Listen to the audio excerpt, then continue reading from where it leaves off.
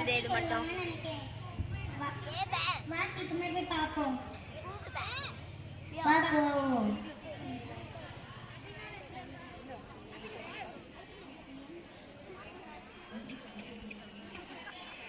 ஒரே ஒரு நிமிஷம் பாப்பா, இது மட்டும் எடுத்துக்கிட்டே. 2 பேரும் சண்டை போட்டுட்டு இருக்காங்க. செப்பி செப்பி கௌசிகா எதுக்கு சண்டை போட்டுட்டு இருக்கீங்க?